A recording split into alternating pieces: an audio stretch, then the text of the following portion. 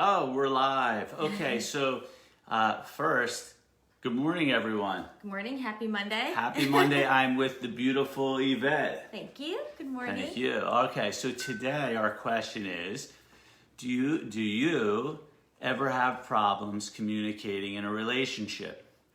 We're going to give you a few tips to help improve your relationships. Hey, Miriam, good to see you on. So, do you ever feel criticized by a partner, and then when you're criticized, you attack right back? Here are a few tips to improve your communication. The first one is talk about what's really going on. Sometimes we'll say to a partner, well, you made me feel this way, or what you said hurt my feelings. When really in turn we need to look inside and say, I felt your comment made me feel sad, or I feel sad. Go to the me and not attacking the other person by saying, you made me feel this way. You said this and you didn't do that right. Because what happens is when the person, you go and you communicate in that way, that person feels attacked. So what's going to happen is that person is going to just lash back. Right, and because if you think about what's really going on, hey Amy, good to see you on.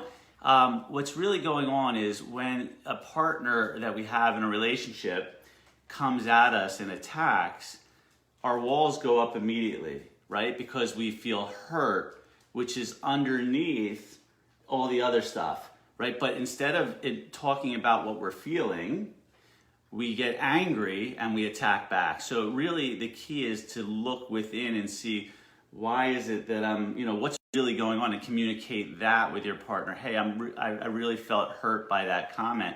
Because when you say it like that, they can hear it much better. Once you start attacking, it can be an hour or 2 hours of fighting.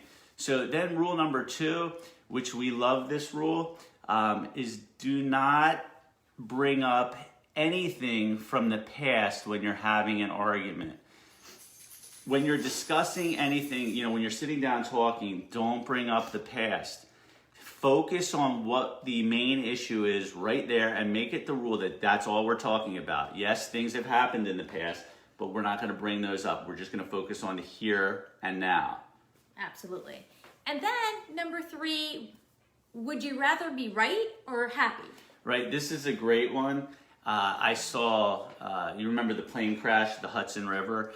There was a guy who did a TED Talk. He was on that plane as it crashed into the water. And the biggest lesson and takeaway that he had, which was phenomenal, was he said he learned from that he was tired of having to be right all the time and just wanted to be happy. So that was a huge lesson, right? How many times are we arguing just so we can be right? This guy said all of his relationships in his life changed when he gave up having to be right all the time. Instead, he would just apologize and say, I want to be happy. Absolutely. So just to summarize and go over the 3 things that you can do to kind of help your relationship. Number 1 is... we're going to talk about what's really going on. Right. And number 2 is don't bring up anything from the past. Just leave the past in the past and focus on what it is that you're actually discussing. Yeah. And number 3... would you rather be right or happy? Right. So we can fight for hours and try to be right, or we can say, hey, you know what? We made a mistake. I'm sorry. We apologize and move on. That's right. Yeah. And then be happy for the rest of the day, right? Because in turn, when you do that, you both win. Because if you're worried about being right, who wins?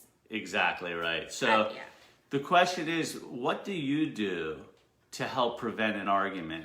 Or if you're in an argument, how do you work on ending it? Comment below. We'd love to hear. Absolutely. We'd love to hear what you're doing. These are a few tips that we have. And that's it for today. So we will see you tomorrow morning with a whole new topic. Yes. Thanks for being here today, and we love having you here, Amy. Take care. Have a great one. Bye-bye.